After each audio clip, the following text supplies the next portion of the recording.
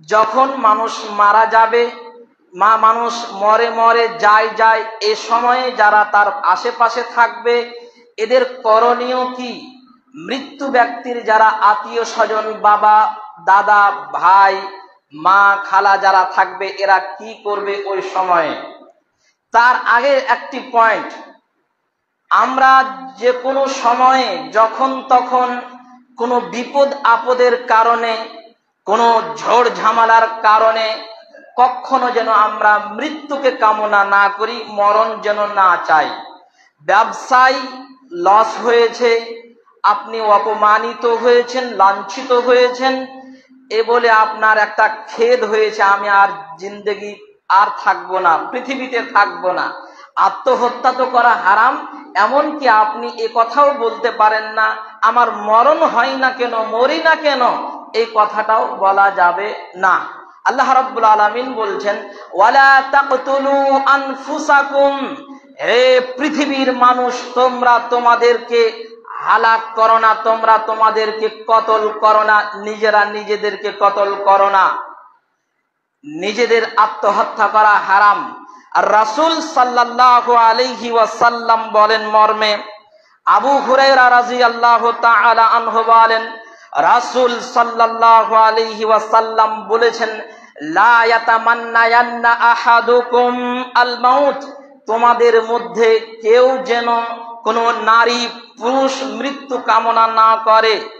ইম্মা মুহসিনান ফালাহু ফালাআল্লাহু আন ইয়াজদাদা খায়রা, যদি ওই ব্যক্তিটি ভালো হয়, সৎ লোক হয়, স্বভাব ভালো হয়, তাহলে হতে পারে সে যে বেঁচে থাকবে, এই দিনগুলিতে নেকির কাজ করবে, সৎ আমল করবে, এতে তার জন্য কল্যাণকর হবে। ওয়া ইম্মা ইন কানা মুসিআন, যদি লোকটা বদকার হয়, পৃথিবীতে পাপিষ্ট ব্যক্তি, এই লোকটা যেন মৃত্যু কামনা না করে, হতে পারে তার অবশিষ্ট দিনগুলিতে সে তওবা করে আল্লাহর সন্তুষ্টি কামনা করবে, আল্লাহর সৎ বান্দায় পরিণত হবে। এই জন্য কোন নারী পুরুষ যেন কোনো মুসিবতের কারণে, কোনো ঝড় ঝামেলার কারণে মৃত্যু কামনা না করে, মরণ চাওয়া যাবে না। তবে হ্যাঁ, এতটুকু আপনি এই দোয়াটা করতে পারেন, যেটি আনাস রাদিয়াল্লাহু তাআলা আনহু বলেন যে কোনো মানুষের যদি বিপদ আপদ এত চলে আসে বা দুনিয়া তার জন্য সংকীর্ণ হয়ে গিয়েছে, মনে হচ্ছে দুনিয়া তার জন্য আর টিকার জায়গা নয়, তাহলে মানুষ এইভাবে দোয়া করতে পারে আল্লাহুম্মা আহিনি ইন কানাতিল হায়াতু খায়রান লি, হে আল্লাহ যদি আমার মরে যাওয়াটা, আল্লাহুম্মা আহিনি ইন কানাতিল হায়াতু খায়রান লি, যদি আমি পৃথিবীতে বেঁচে থাকাটা আমার জন্য কল্যাণকর হয়, মঙ্গলজনক হয়, তাহলে তুমি আমাকে দুনিয়াতে বাঁচিয়ে রাখো, দুনিয়াতে থাকার সুযোগ সুবিধা দাও। ওয়া ইন কানাতিল ওয়াফাতু খায়রান লি ফাতাওয়াফফানি ফীহি, হে আল্লাহ ওয়া ইন কানাতিল ওয়াফাতু খায়রান লি, যদি আমার মরে যাওয়াটা, এই দুনিয়া থেকে চলে যাওয়াটা উত্তম হয়, কল্যাণকর হয়, তাহলে তুমি আমাকে মরণ দিয়ে দাও, আমাকে মরণ দিয়ে তুমি নিয়ে যাও তোমার কাছে। এই দোয়াটা করতে পারা যায়। তবে এমনি এমনি যখন তখন বলবেন আল্লাহ আমার মরণ হয় না কেন, মরণ দাও, মরণ চাইবেন না। এবার আসি আমরা মৃত্যুকালীন সময়ে আমাদের যারা আশেপাশে থাকবো মৃত্যু ব্যক্তির, তা আমাদের জন্য করণীয় হলো, 1 নাম্বার লাক্কিনু মাউতাকুম লা ইলাহা ইল্লাল্লাহ। আবু হুরায়রা রাদিয়াল্লাহু তাআলা আনহু বলেন রাসূল সাল্লাল্লাহু আলাইহি ওয়াসাল্লাম বলেছেন, ও পৃথিবীর মানুষ, তোমরা যখন এমন মানুষের কাছে থাকবে সে যার অবস্থা শোচনীয়, দুনিয়া থেকে যায় এমন অবস্থা, এই সময়তে তোমরা তার আশেপাশে তাকে বলানোর চেষ্টা করো লা ইলাহা ইল্লাল্লাহ, তালকিন করো, তোমরা আশেপাশে পড়ো বা তাকে বলানোর চেষ্টা করে ছলে বলে কলে কৌশলে, যাতে করে সে মুখ দিয়ে লা ইলাহা ইল্লাল্লাহ বলে নাই। কারণ ফা ইন্না মান কানা আখিরু কালামিহি লা ইলাহা ইল্লাল্লাহ দাখালাল জান্নাহ, যেই ব্যক্তির শেষ বাক্যটি কালেমায়ে তাওহীদ হবে, লা ইলাহা ইল্লাল্লাহ হবে, ওই লোকটি জান্নাতে যাবে, এ কথা আল্লাহর নবী বলেন। মৃত্যু ব্যক্তিকে আমরা জানি যে ওকে চাপ দিয়ে বলতে হবে না, যদি সে ইনকার করে দেয় তাহলে সে আবার পাপিষ্ট হয়ে যাবে, তাকে বলানোর চেষ্টা করতে হবে। একটা হাদিস পাওয়া যায় মুসনাদে আহমদে, আনাস বিন মালিক রাদিয়াল্লাহু তাআলা আনহু বলেন, আন্না রাসূলুল্লাহ সাল্লাল্লাহু আলাইহি ওয়াসাল্লাম আদা রাজুলাম মিনাল আনসার, আল্লাহর নবী একজন জনৈক ব্যক্তি আনসারী সাহাবীকে শস্য সেবা করতে গেলেন। মরে মরে এমন অবস্থায় তার কাছে গিয়ে উপস্থিত হলেন। ফাকালা, অতঃপর আল্লাহর নবী তাকে বললেন, ইয়া খাল, হে মামু, কুল লা ইলাহা ইল্লাল্লাহ, আপনি একবার বলুন লা ইলাহা ইল্লাল্লাহ। অত্র হাদিস থেকে বোঝা যাচ্ছে মানুষকে মরার সময় কালেমা বলার চেষ্টা করা যায়, মরণের সময় কালেমায়ে তাইয়্যিবা বা কালিমাতুত তাওহীদ বলানোর চেষ্টা করা যাবে। মৃত্যুর পর এবার যখন জান বেরিয়ে গেল, এবার আমাদের জন্য করণীয় আছে, কিছু বর্জনীয় আছে, কিছু ছাড়তে হবে, কিছু করতে হবে। প্রথম কথা হলো, যখন মানুষ মারা যাবে, যখন মানুষ মারা যায় তার চোখটা খোলা থাকে, এই চোখটাকে তাড়াতাড়ি করে বন্ধ করে দিতে হবে। উপস্থিত মুসাল্লি যারা আজকে এখানে উপস্থিত আছেন, আপনাদের সকলের কাছে আমার একটি অনুরোধ থাকবে যে কথাগুলি আপনি মনে প্রাণে ধ্যানে মনোযোগ সহকারে শুনবেন এবং তার উপরে আমল করার চেষ্টা করবেন। যখন কোনো মানুষ মারা যাবে, মারা যাওয়ার কিছুক্ষণ মধ্যেই যদি আপনি বন্ধ করেন তাহলে বন্ধ হবে, যখন পুরো শরীরটা ঠান্ডা হয়ে যাবে আর বন্ধ হবে না। এই জন্য যারা উপস্থিত থাকবে, যখন মারা যায় মানুষ, তার সঙ্গে সঙ্গে চোখগুলোকে বন্ধ করে দিতে হবে, মুখটাকে বন্ধ করে দিতে হবে, না হলে হা করে থাকবে, দেখে একটা খারাপ লাগবে। মর্মে দলিল শুনুন।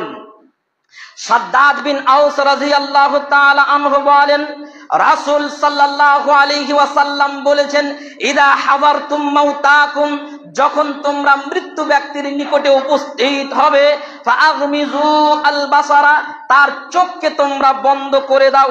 ফা ইন্নাল বাসারা ইয়াতবাউ রূহ আর রূহ, কারণ যখন মানুষের আত্মা তার বডি থেকে বের করে নিয়ে যাওয়া হয়, এই চোখটা ওই আত্মার দিকে দেখতে থাকে, চোখটা তার অনুসরণ করে, এইভাবে চোখটা দেখতে থাকে, আমার আত্মা এই দিক দিয়ে নিয়ে যাওয়া হচ্ছে, ওইভাবে চোখটা দেখতে থাকে। এই জন্য চোখটা খোলা থাকে, চোখটাকে বন্ধ করে দিও, মুখটাকে বন্ধ করে দিও।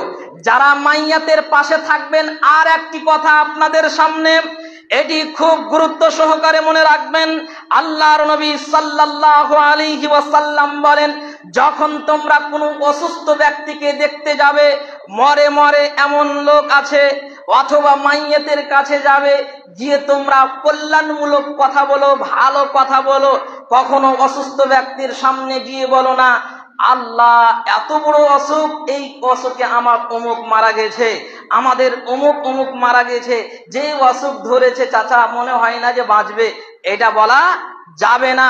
মাইয়াতের যখন মানুষ মারা যাবে, তার বাড়িতে গিয়ে তার জন্য ক্ষমা ভিক্ষা চাইবেন, তার জন্য ভালো কথা বলবেন, কারণ ওই সময়তে আপনি আমি যে কথাগুলো বলি মৃত্যু ব্যক্তির সামনে অথবা অসুস্থ ব্যক্তির সামনে, ওই জায়গাতে ফারিস্তা বিদ্যমান থাকে, আমরা যা কথা বলি সেগুলোতে তারা আমিন আমিন বলে। যদি বলি এই অসুখে আমার অমুক মারা গেছে, তখন বলবে যে আমিন, তুমিও মারা যাবে এই অসুখে। এরকমই যদি বলে লোকটা খুব বদমাস ছিল, গেছে তো খুব ভালো হয়েছে, তখন ফারিস্তা বলবে আমিন, বদমাশি লেখা হবে। আর বদমাসকে তো সেটা বদমাস বলবেন, সেটা বিষয় আলাদা। ভালো মাইয়াতের কাছে গিয়ে অথবা অসুস্থ ব্যক্তির কাছে গিয়ে ভালো কথা বলতে বলছেন আল্লাহর নবী সাল্লাল্লাহু আলাইহি ওয়াসাল্লাম। আল্লাহর নবী বলছেন, ফা ইন্নাল মালাইকাতা তুআমিনু আলা মা ক্বালা আহলুল বাইত, তার পরিবারের লোক ওই মাইয়াতের সামনে যা বলে সেটাতে ফারিস্তারা আমিন বলে। হাদিস ইবনে মাজাহ।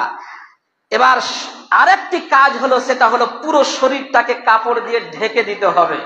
মাইয়াত মারা গেলে সঙ্গে সঙ্গে বড় চাদর দিয়ে পুরো শরীরটাকে ঢেকে দিতে হবে। এটা আমার আসবে, আপনারও আসবে, কথাগুলো মনে রাখবেন।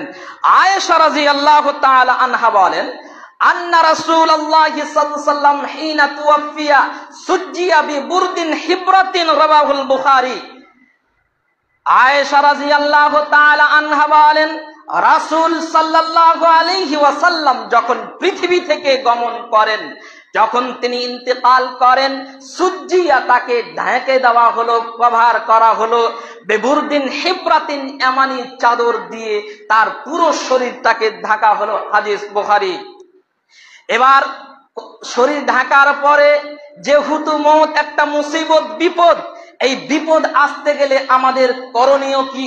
যে কোনো বিপদ, আপনি চলতে চলতে পড়ে গেলেন, কোথাও যেতে যেতে আপনি হোঁচট খেলেন, মাথাটা আপনার দেওয়া গেটে ঢুকছেন, প্রবেশ করছেন, এই সময় লেগে গেল, বাইক থেকে পড়ে গেলেন, যে কোনো মুসিবত, মৃত্যু সংবাদ হলো, অসুস্থ সংবাদ হলো, হারিয়ে যাওয়া হলো, টাকা হারিয়ে গেল, কিছু বি কোনো মুসিবত আসতে গেলে সঙ্গে সঙ্গে বলবেন কি?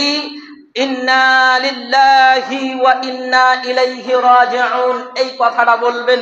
আল্লাহ রাব্বুল আলামিন বলেন, ইদা আসাবাতহুম মুসিবা, হে পৃথিবীর মানুষ শোনো, যখন কোন মুমিন মুসলমানদের মুসিবত গ্রাস করবে তখন তারা বলবে ইন্না লিল্লাহ, আমরা আল্লাহর জন্য, ওয়া ইন্না ইলাইহি রাজিউন, একদিন এই পৃথিবীর খেলা শেষে আমাদেরকে আমাদের নিজের স্থান জান্নাত আর নয় জাহান্নামের দিকে ফিরে যেতে হবে, আল্লাহর দিকে ফিরে যেতে হবে, এটা বলতে হবে। যদি আমি আর আপনি মুসিবতের সময়, কেউ মারা গেল, কোনো অসুখ বিসুখ হলো, আমি যদি এই দোয়াটা বলি তাহলে কি ফজিলত আছে শুনুন। উম্মে সালামা একজন সাহাবিয়া, আল্লাহর নবীর স্ত্রী হয়েছিলেন। পরবর্তীতে তিনি বলেন যে মা, আল্লাহ রাসূল সাল্লাল্লাহু আলাইহি ওয়াসাল্লাম বলছেন, মা মিন মুসলিমিন তুসিবুহু মুসিবাতুন, যখন কোন মুসলমানকে কোন মুসিবত গ্রাস করবে তখন সে যেন ওই বাক্যটি বলে যেই বাক্যটি আল্লাহ বলতে আদেশ দিয়েছেন। মানে কি? ইন্না লিল্লাহি ওয়া ইন্না ইলাইহি রাজিউন। তারপরে বলবে আল্লাহুম্মা জুরনি ফি মুসিবাতি ওয়া আখলিফ লি খায়রাম মিনহা।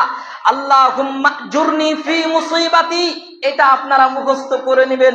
আল্লাহুম্মা জুরনি ফি মুসিবাতি, হে আল্লাহ তুমি আমাকে আমার বিপদে ধৈর্য ধারণ করার ক্ষমতা করো। ওয়াখলুফ লি খায়রাম মিনহা, এই বিপদ যে আমার হলো এর চেয়ে যদি আমি উত্তম প্রতিদান পাই, এটা আল্লাহর নবী বলেছেন। উম্মে সালামা একজন সাহাবিয়া, মহিলা সাহাবিয়া, তিনি বলেন যখন আমার স্বামী আবু সালামা মারা গেলেন, আল্লাহর নবী আমাদের বাড়িতে আসলেন। বাড়িতে আসার পরে বললেন, কি বললেন? এই মৃত্যু লোকটার চোখ খুলে আছে, এটা বন্ধ করো এবং এই দুয়াটা বলো। আমি তখন এই দুয়াটা বললাম আর মনে মনে ভাবলাম যে আমার স্বামীর চেয়ে উত্তম স্বামী আর কেউ হতে পারে? আল্লাহর নবী আমাকে বলছেন দোয়াটা বলতে, আচ্ছা ঠিক আছে আমি বলছি।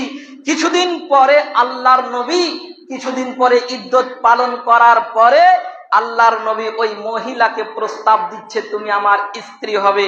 তাহলে প্রাইজ বা পুরস্কার বুঝতে পারলেন যে এই দোয়াটা বলতে গেলে যেই ঘাটতি আপনার হয়েছে এর চেয়ে আল্লাহ রাব্বুল আলামিন উত্তম প্রতিদান আপনাকে আমাকে দিবে। হাদিস সহিহ মুসলিমের। এবার ধৈর্য ধারণ করতে হবে। ধৈর্য ধারণ করা মানে কি? আপনার আব্বা আম্মার মরণের খবর এসেছে, ছেলে মারা গিয়েছে, দাদা মারা গিয়েছে, যে কোনো বিপদে তখন আমি আপনি, হায় আমার বাবা মারা গেল, হায় হায়, এভাবে চিৎকার করে কান্না করা যাবে না। হায় মরে গেল অমুক তমুক, যা মহিলারা করে থাকে আমরা করে থাকি, এটা না। একেবারে প্রথম চান্সেই আসসাবরু ইনদা সাদমাতিল উলা, যখনই চোট লাগবে, যখনই আপনাকে ধাক্কা লাগবে, কিছুতেই আঘাত পাবেন, তখনই আমাকে আপনাকে সবর করতে হবে। কান্নাকাটি করে করে করে করে যখন চোখ দিয়ে পানি আসে না, তখন বলছে জাগ্গা বাবু সবর করে নিলাম। এটা সবর? এর নাম সবর না। সবর হলো প্রথম চান্সে একেবারে মুখ দিয়ে আওয়াজ যেন না হয়, আব্বাজি তুমি চলে গেলা, জি আমাদেরকে ছেড়ে চলে গেলা, আম্মা চলে গেলা, একটু আমাদের দিকে তাকালে না, এভাবে কান্না করা, এভাবে এগুলো বলে কান্না করা টোটালি হারাম এবং জামানায়ে জাহিলিয়াতের এগুলো প্রথা। এই জন্য আপনাদের বলি, আমরা সবাই যখনই যে কোনো মুসিবত আসবে প্রথম চান্সে আমাদেরকে একটু মজবুত হতে হবে। মুখ দিয়ে বলবো ইন্না লিল্লাহি ওয়া ইন্না ইলাইহি রাজিউন, এবং অন্য মুখ দিয়ে আর কোনো কথা বলবো না। এবার হলো কথা যে মাইয়াত মারা গেলে তার পরিবারের লোকেরা যদি কান্নাকাটি করে, চিৎকার করে, চেঁচিয়ে যদি বিলাপ করে কান্নাকাটি করে, তাহলে মৃত ব্যক্তির শাস্তি হয়। এই জন্য আমরা প্রত্যেকেই বলে যাব বাড়িতে যে আমার কিছু হয়ে যেতে গেলে খবরদার মুখ দিয়ে শব্দ করবা না, এটাতে কার ক্ষতি হবে? আমারই ক্ষতি হবে। তোমরা কান্নাকাটি করে জনগণকে দেখাতে চাচ্ছ যে আমাদের মায়া দয়া কতটা। একদা আমি আমার নানার মরে মরে এমন অবস্থা, ওই সময়ে বললাম খালাদেরকে যে দেখো আপনারা কেউ কান্নাকাটি করবেন না, একেবারে মুখ বন্ধ থাকবে, চোখ দিয়ে পানি আসবে সেটা ভিন্ন কথা। তখন আমাকে বলা হচ্ছে যদি কান্না না করি তাহলে বলবে বাপের উপরে মায়া ছিল না, দয়া ছিল না। নাউজুবিল্লাহ। জি, দয়া মায়া করে আপনি আপনার বাপের পরকালকে আরো নষ্ট করছেন। এই জন্য মেয়েদেরকে বলবেন, স্ত্রীদেরকে বলবেন, খবরদার বেটা স্ত্রী শোনো, কখনো আমি যদি কিছু হয়ে যাই তাহলে তোমরা এভাবে চিৎকার করে কান্নাকাটি করবে না, ধৈর্য ধারণ করবে। এটা আমি আপনি উপদেশ দিয়ে যাব। তারপরে যদি কান্নাকাটি করে তাহলে আপনার আমার কোনো কষ্ট হবে না, কারণ আমি আপনি ওসিয়ত করে যাচ্ছি না, তাদেরকে বলে যাচ্ছি যে তোমরা কান্নাকাটি করো না। যদি না বলে যাই, আমরা যদি জানি যে আমি মারা যেতে গেলে আমার পরিবার এভাবে কান্নাকাটি করবে, চিৎকার করবে, তাহলে কবরে শাস্তি হবে, আপনার ক্ষতি হবে। আল্লাহ রাসূল সাল্লাল্লাহু আলাইহি ওয়াসাল্লাম বলছেন, ওমর রাদিয়াল্লাহু তাআলা আনহু বলেন, আল মাইয়িতু ইউআযাবু ফি কবরিহি বিমা নিহা আলাইহি, মাইয়িতের জন্য যে বিলাপ করা হয়, জোরে জোরে কান্নাকাটি করা হয়, এর কারণে তাকে কষ্ট দেওয়া হয়।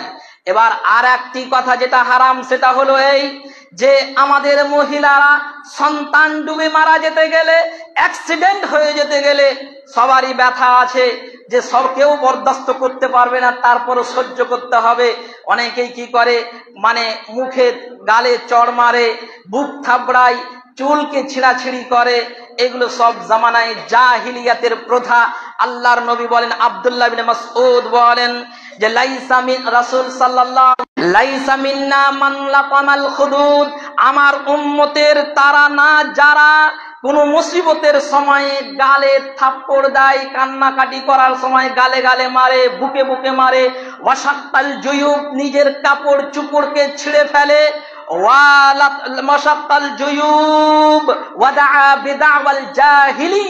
এবং জাহিলিয়াতের বর্বরতার যুগের বাক্যগুলো মুখ দিয়ে নিয়ে আসে।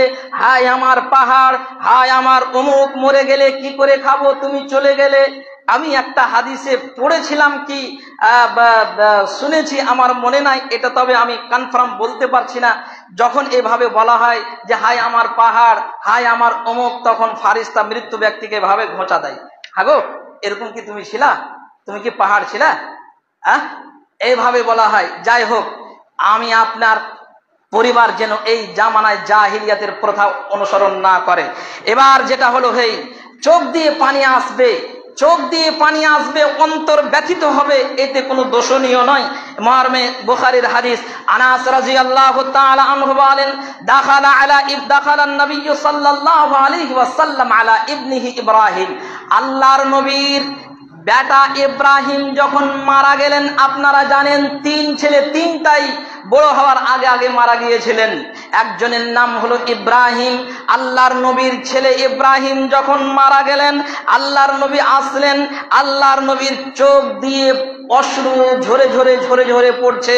এই দৃশ্যটা দেখে আব্দুর রহমান বিন আওফ বলছেন, ওয়া আনতা ইয়া রাসূলুল্লাহ, হে আল্লাহর নবী, আপনি না জনগণকে মানা করেন কান্নাকাটি করতে হবে না, আর আপনি কান্নাকাটি করছেন। আল্লাহর নবী বলছেন, ইয়া ইবনা আউফ ইন্নাহা রাহমাতুন, হে আব্দুর রহমান বিন আওফ, শোনো, এটা আমি ওইভাবে কান্না করি না যেভাবে নিষেধ করেছি, এটা হলো দয়া ময়ার কারণে এই অশ্রুটা বেরিয়ে চলে আসে। তবে শোনো, ইন্নাল আইনা তাদমাউ, অশ্রু চোখ দিয়ে যদি পানি ঝরে, ওয়া তাদমাউল আইনু, ইন্নাল আইনা তাদমাউ ওয়াল কলবু ইয়াহজুনু, যদি চোখ দিয়ে পানি পড়ে, অন্তর ব্যথিত হয়, এটা দোষণীয় হবে না। কারণ আল্লাহ রাব্বুল আলামিন এটা মানুষকে সৃষ্টি করেছেন, মানুষের বিচ্ছেদে, মানুষের এক বিরহে মানুষের কষ্ট হয়। তারপরে আল্লাহ রাব্বুল আলামিন নবী বলছেন, ওয়ালা নাকুলু ইল্লা মা ইয়ারজা রাব্বুনা, আমরা ওই বাক্যগুলো বলি যেই বাক্যগুলোতে আল্লাহ রাব্বুল আলামিন সন্তুষ্ট হবেন। তারপরে আল্লাহর নবী বললেন, ওয়া ইন্না লিফিরাকিকা ইয়া ইব্রাহিম লামাহজুনুন, হে ইব্রাহিম, তোমার বিরহে তুমি আমাদেরকে ছেড়ে চলে গেলে তার জন্য আমরা চিন্তিত, দুঃখিত, এই কথাটা বললেন। সম্মানিত উপস্থিতি, তাহলে কি বুঝতে পারলাম? যে মরণের পরে আমরা কান্নাকাটি যেন না করি, চোখ দিয়ে পানি আসবে, অন্তর ব্যথিত হবে, সেটা বিষয় ভিন্ন হবে। এবার হলো কথা, মাইয়াতকে বেশিক্ষণ রাখবেন না, একবারে কবরস্থ করে তাড়াতাড়ি গোসল দিয়ে কবরে রাখতে হবে। গোসল দেওয়ার ফজিলত কি? গোসল আমরা মনে করি খুব মহৎ কাজ, ওকে ডাক, অমুককে ডাক, তমুককে ডাক, এমন কথা না, খুব সিম্পল বিষয়। আগে গোসল দেওয়া এবং কবর খনন করা, কাফন দেওয়া, এর ফজিলতটা কি এটা বলে দিই আপনাদের সামনে।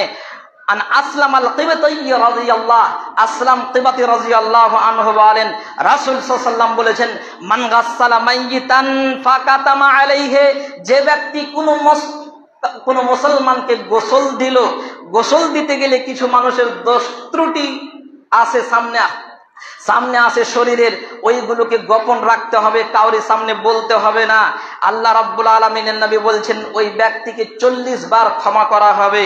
ওয়ামান কাফানা মাইয়িতান কাসাহুল্লাহু মিন সুনদুসিন ওয়া ইস্তাবরাকিন ফিল জান্নাহ, যেই ব্যক্তিটি অন্য মানুষকে কাফন দিবে, কোন মুসলমানকে কাফন পরাবে, আল্লাহ রাব্বুল আলামিন তার জন্য উন্নত মানের জান্নাতের রেশমি পোশাক পরাবেন। এইভাবে যেই ব্যক্তি কাউর জন্য কবর খনন করবেন, আল্লাহ রাব্বুল আলামিন তাকে জান্নাতের পুরস্কার দিবেন। এবার পুরুষ স্ত্রীকে গোসল দেবে, স্ত্রী তার স্বামীকে গোসল দেবে, স্বামী স্ত্রীকে গোসল দেবে, স্ত্রী স্বামীকে গোসল দেবে। এবার হলো কথা যে স্ত্রী স্ত্রীকেও গোসল দিতে পারে, পুরুষ পুরুষকেও গোসল দিতে পারে। কিন্তু আল্লাহর নবী সাল্লাল্লাহু আলাইহি ওয়াসাল্লাম আয়েশাকে বলেছিলেন, আয়েশা লাউ মুত্তি ক্বাবলি লাগাসালতুকি, যদি তুমি আমার আগে মারা যাও তাহলে আমি তোমাকে গোসল দেব, আর ওয়া কাফফানতুকি, তোমাকে কাফন দেব, ওয়া সাল্লাইতু আলাইকি, তোমার জানাজা পড়ব, ওয়া দাফানতুকি, তোমাকে দাফন করব। তো এটা আপনিও বলে যেতে পারেন, যদি আমি মারা যাই আগে, তোমার আগে, তাহলে তুমি আমাকে গোসল দেবে, আর তুমি মারা যেতে গেলে আমি তোমাকে গোসল দেব। তাছাড়া অন্য মানুষ যারা আছে তারা গোসল দেবে, 2 জন 3 জন 4 জন যাই হোক। গোসল দেওয়ার সময় কাপড় পুরো শরীর যেন নাঙ্গা না হয়, পরা সারা শরীরটা ঢাকা থাকবে। এবার হলো কথা, গোসল দেওয়ার নিয়ম কি আগে দেখে নিতে হবে, পেশাব পায়খানার জায়গাগুলো দিয়ে কোনো নোংরা আছে নাকি পরিষ্কার করতে হবে, হাতে ন্যাকড়া পেঁচিয়ে, অথবা এখন তো পাওয়া যাচ্ছে আপনার হাত কভার, সেটা দিয়ে পরিষ্কার পরিচ্ছন্ন করে নিয়ে ওযু করাতে হবে। যেমন মানুষকে ওযু করে মানুষ, এইভাবে 3 বার করে 2 হাত কবজি পর্যন্ত ধৌত করতে হবে। এবার কুল্লি করাবেন না, মুখে এভাবেই করবেন। আর তার আগেই যখন মানুষ মারা গেল মোচ কাটতে হবে, তারপরে নখ কাটতে হবে, এভাবে কোনো বিষয় নাই। ঢেল এনে ইস্তেঞ্জা করতে হবে এমন কোনো বিধান নেই। পানি দিয়ে ধুয়ে দিবেন, তারপরে ওযু আরম্ভ করবেন। মুখে পানি দেবেন না, নাকে পানি দেবেন না, এভাবে করবেন। মুখমণ্ডল ধুয়ে মাথা মাসা করে পা ধৌত করার পরে পানি ঢালবেন ডান দিক থেকে, পুরো লাশটাকে বাম কাঁধের উপরে করে তার সারা শরীরে পানি ঢালতে হবে। ভালো করে ধৌত করার পরে পানিটা গরমও হতে পারে, ঠান্ডাও হতে পারে, তাতে কোনো আসে যায় না। এবার ওই পানিতে বোরের পাত মিক্স করতে হবে, বড়ই পাতা দিতে হবে। সেটা কয়টা দিবেন, 5টা 7টা, যেমন কোনো বিষয় নাই, কোনো নির্ধারিত নাই যে 5টা দিতে হবে 7টা দিতে হবে। বড়ই পাতা দিবেন, এটা তখনকার সাবানের কাজ করতো এবং এতে খুব উপকারও আছে। যাই হোক, এবার ভালোভাবে সাবান দিয়ে পরিষ্কার পরিচ্ছন্ন করে আবার পানি দিবেন।